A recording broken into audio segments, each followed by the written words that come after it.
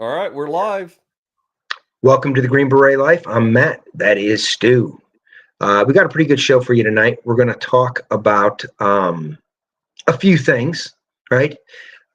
We are the Green Beret Life. If you need to get a hold of us, reach out to us at TheGreenBeretLife@gmail.com. Sometimes it takes a little while for us to get back to you, but we do go through this and get back to you. So please reach out to us there.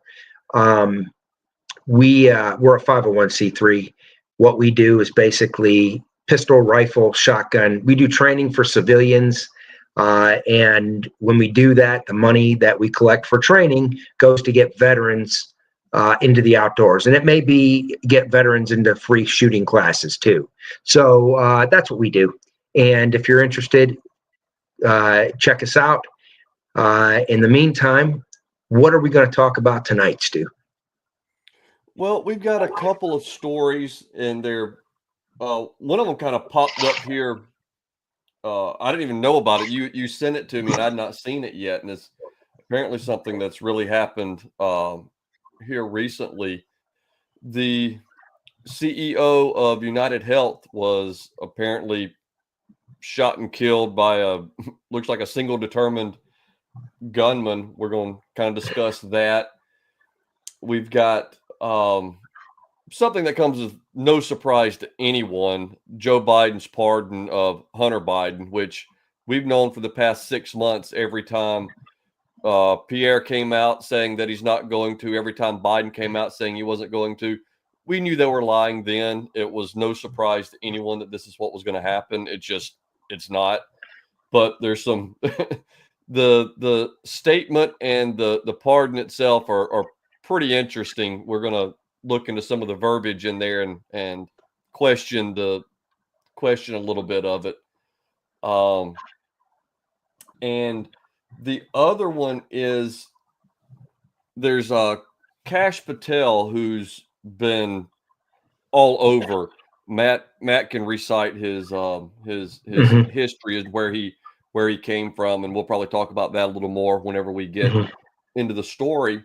But it's really funny because the Andrew McCabe, basically the disgraced former head of the FBI. No, assistant deputy of the FBI. Deputy, yeah. Yep. He's on CNN telling about how horrible it's going to be for the FBI if Kash Patel were to be the head of the FBI. And he's saying all of it with a straight face, without a shred of introspection, self-reflection about what he's saying. So it's actually pretty entertaining. We'll take a look at that. And I think that's it. We got holiday Tim season. There's not a lot. We got the Tim Kennedy stuff. We got what's going on with Tim Kennedy. Yeah, there's talk about some of that. Part of the special operations community is trying to destroy itself. And I'm just going to give you my take on it. We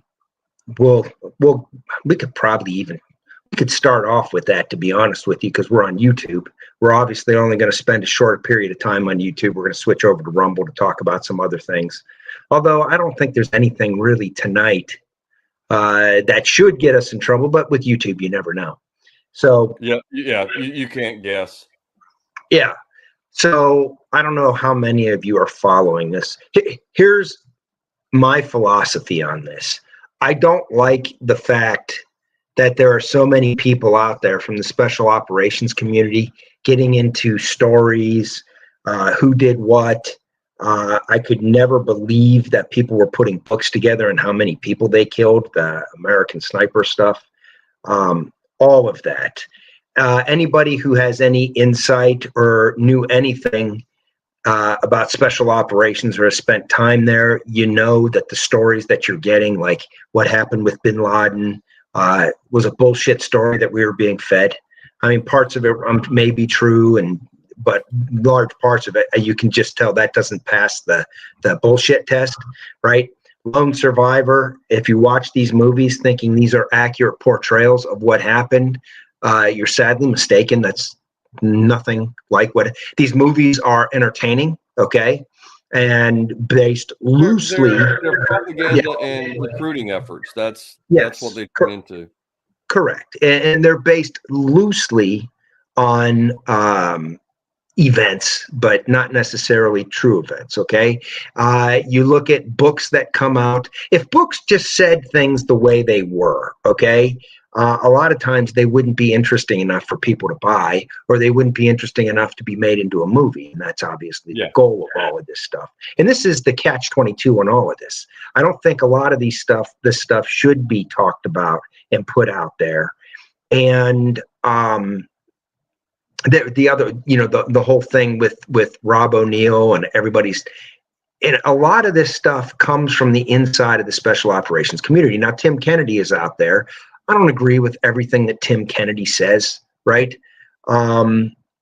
He said some apparently anti-2A stuff that I for sure wouldn't agree with. You can tell he's got some embellishment in a lot of things, but he's also done some pretty incredible things in his fighting career. He joined SF. I think he went through the Q course like a month before I did. He started, right? So we were real close in time. He joined after 9/11. It took him a year and a half to get in. That's almost the same thing that happened to me. It took me until the end of, it took me until 2023 to get in, right? End of 2023, beginning of end of 2003. Excuse me, what the hell am I saying? End of 2003 to get in, it's one of those things we followed sort of between. Now, he had already made a career for himself in fighting in different. He hadn't been in the UFC yet, but he was ranked extremely highly in a bunch of organizations out there, which is an achievement. And then he somehow came across John McPhee, who's an ex-Delta guy who was back in 7th group running the SCIF team, and they met at a dojo, and he wanted Kennedy on his team for his skills. So to plus everybody up, which you can see. So anyways, he goes out there and writes a book, and I can tell you, anybody that would listen to the book, I'm going to tell you 9 out of 10 of these, there's embellishment in it. Now, at the same time, okay, it's very, very hard to think back 15 years ago when all of this shit was going down, right? And a lot of these things, right? 15, 16, 17 years, when a lot of this stuff was coming down and in highly chaotic situations, right? Not everybody sees things the way other people see them, right? So you can have different perspectives on events. 100%. And for example, when you are clearing, a building, right? There could be just two of you there, right? And even that can be a little bit off. It's complete chaos, right? Sometimes it's clear exactly what happened. Other times it's not. It's as clear as mud. Okay. Now, if I haven't read his book, I haven't, really paid attention to any of it, right? The things that I have heard, I'm like, okay, yeah, there sounds like some bullshit in there, okay? If you look at the American Sniper story, right? I remember watching him being interviewed, and I had just gotten out at that stage. And I remember watching him being interviewed on Bill O'Reilly. And first of all, I was incredulous because I'm like, this guy really wrote a book talking about the number of people that he killed, right? I couldn't believe it, right? And then he was sort of comparing himself to Carlos Hathcock. And I know that those snipers over there that were employed, like they were employing certain special operations snipers that weren't busy. SF was pretty busy at the time. So there weren't really many SF guys that were doing any of that.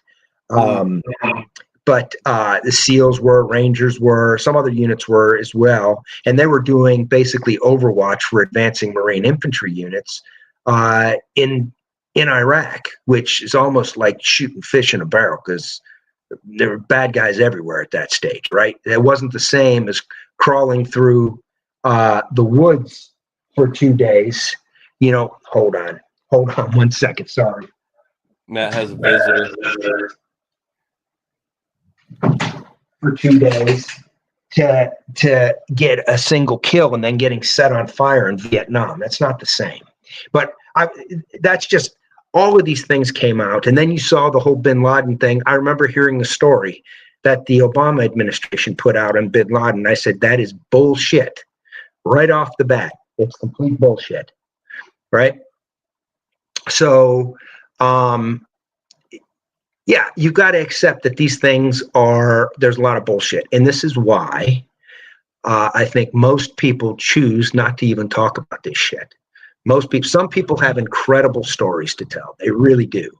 Okay. And maybe there's a place to tell those stories, but most people, I think most people in the special operations community have kept their mouths shut on things because they know that, it's not like the movies, right? Although some incredible things happen, right? Odd things happen, notable things happen, and not everybody sees things the same way. And it's going to be hard to try to come to consensus on this is what really happened, especially when you're probing this years and years and years and years later. Okay, so I've taken, you'll hear me say shit about the Army or, as being someone from the Army, you'll hear me say shit about SEALs and stuff. That's more good-natured jabbing than anything else. I have respect for every single one of these units that are over there doing their thing, right? And what I've seen here lately, and there's a podcast out there, Stu, it's called the Anti-Hero Podcast. Mm-hmm. Yep. It's an ex-Delta guy. Yeah, hold on. I'm getting feedback through yours. Can you turn your volume down a little bit? Sure. Is that better? Yeah. Yep. Okay. I'm getting feedback now. Go ahead. I'm sorry. So it's an ex-Delta guy that he's an ex-Green Beret too, ex-Green Beret Delta.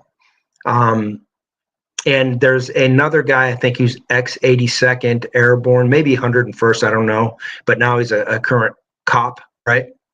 And basically, from what I've seen, and I haven't seen enough of it, and I want to be fair to them, right?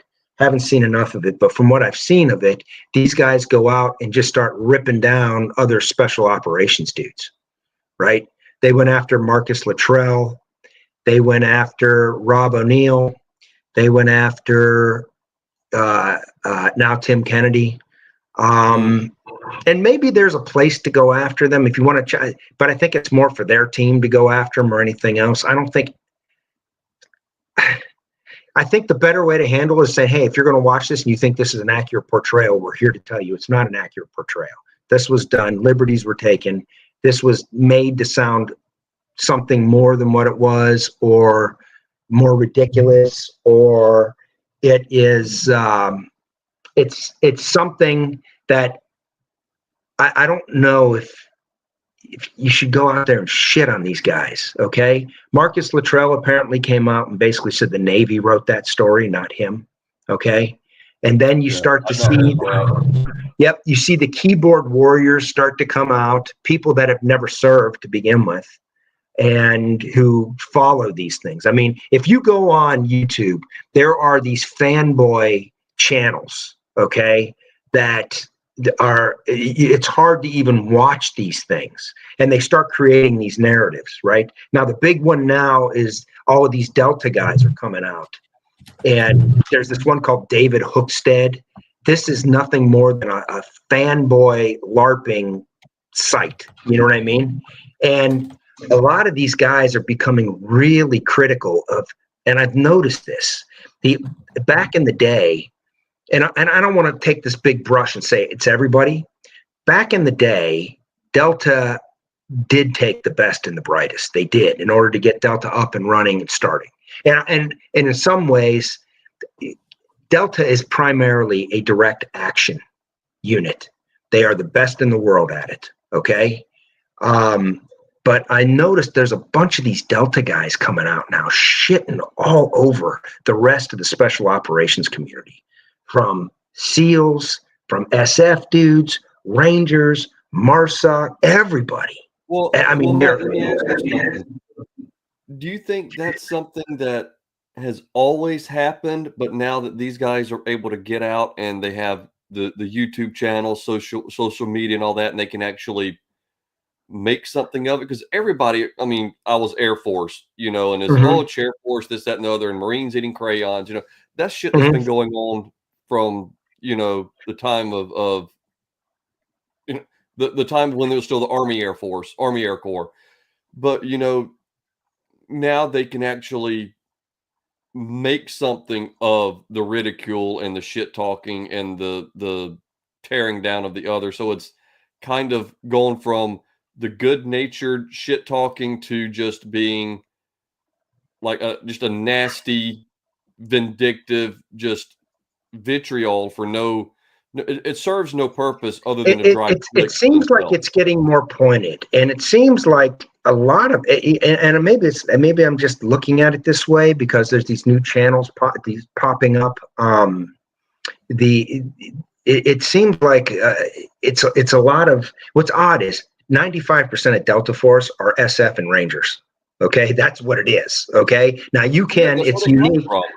Well, it's unique that you can, if you're a Marine, you can, like MARSOC, you can apply or SEAL. And there's people that have done it and have gone to Delta from. That's what makes it unique. Yeah. Okay. But at the end of the day, 95% of it are SF and Rangers.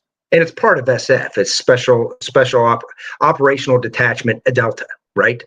Mhm. So it's, but it seems like there's a handful of them out there. I heard this one guy, I think his name was Joe Teddy. I don't know. Um, I heard him saying that nobody else could consider themselves an operator unless they were Delta, right? And I heard that. I'm like, what the fuck? Did I just hear that?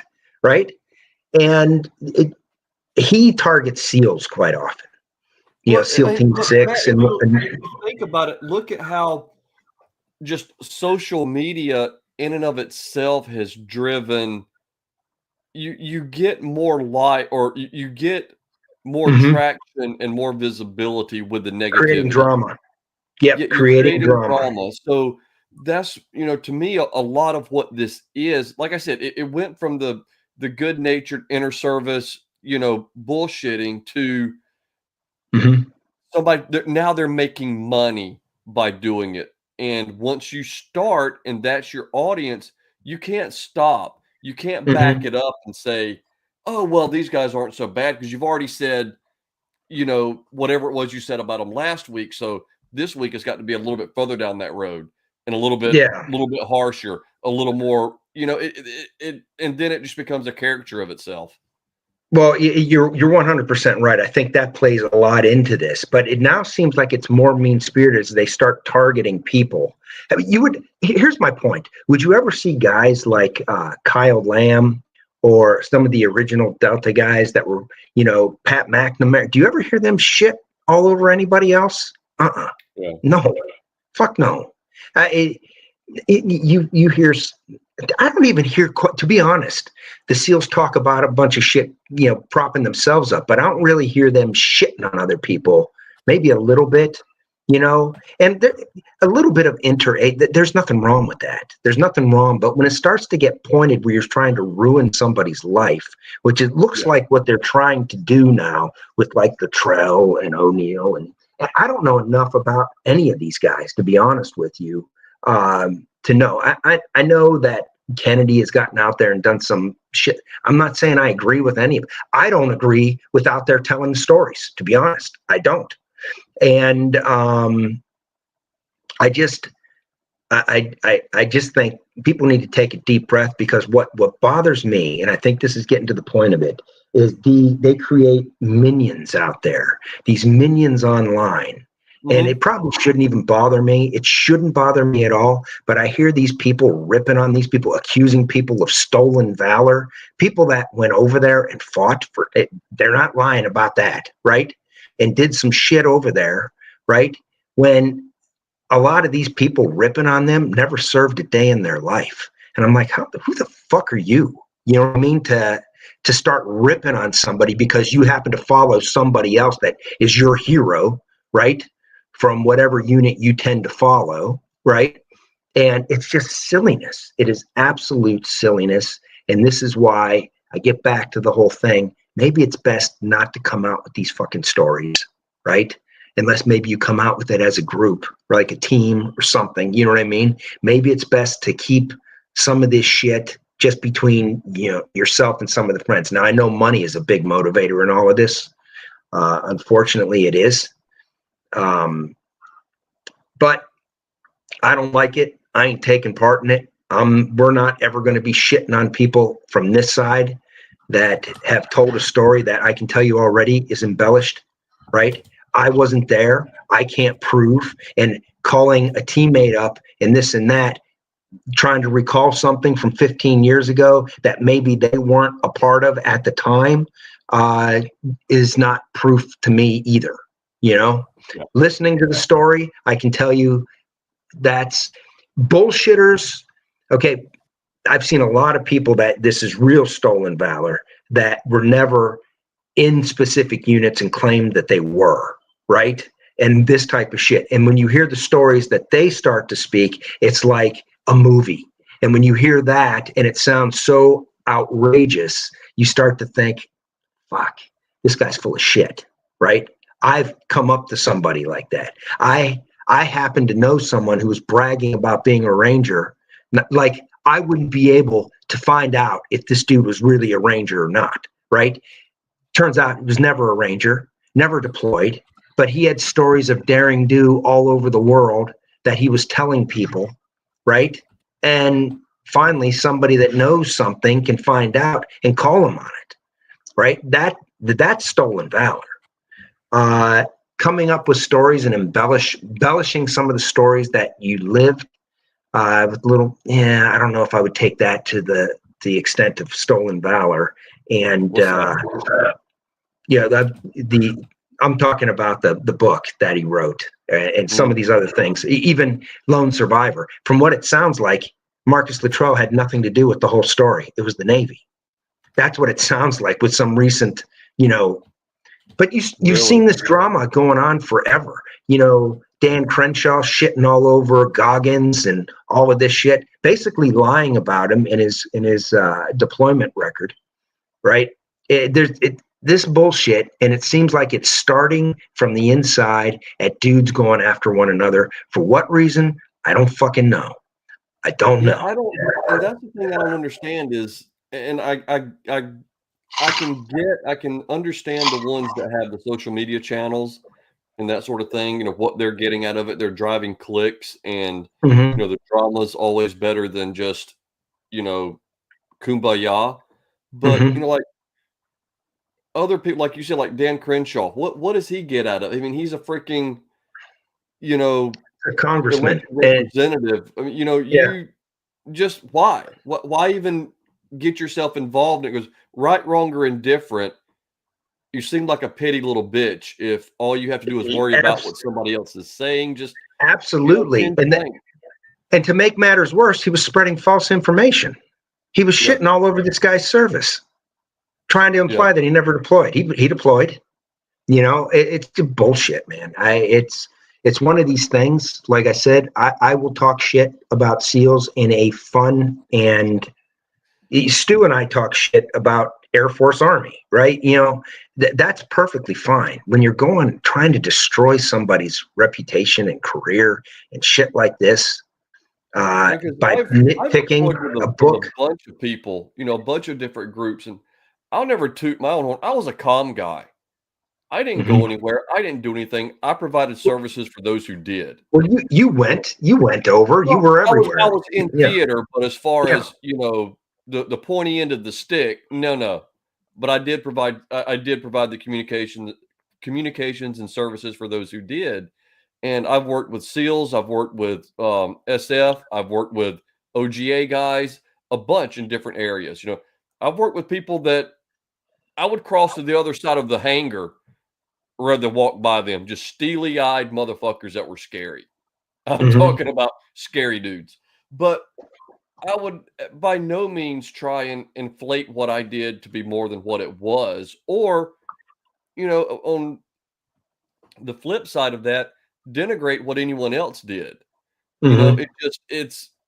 I don't need to denigrate someone else to, you know, feel like, you know, to have pride in what it was that I did. And Exactly, and that's and the we've way all got our everybody had a part that went over and did. Everybody had a part. So you know, what where I have an issue with people that never served, yeah. that start getting on this bandwagon and calling people. Hey, Stu, give me like 3 minutes. You're gonna have to take over. I got one of these damn alarm situations here that I thought I fixed, and it's going off incessantly, and it's bothering the shit out of me. So All right, I'm I'm gonna gonna go go. ahead while you're gone. Okay, go ahead and take off. Okay, I'll be While right that back. steps out, I'm gonna move us off of YouTube and over to, uh, let me see. Let's get us off of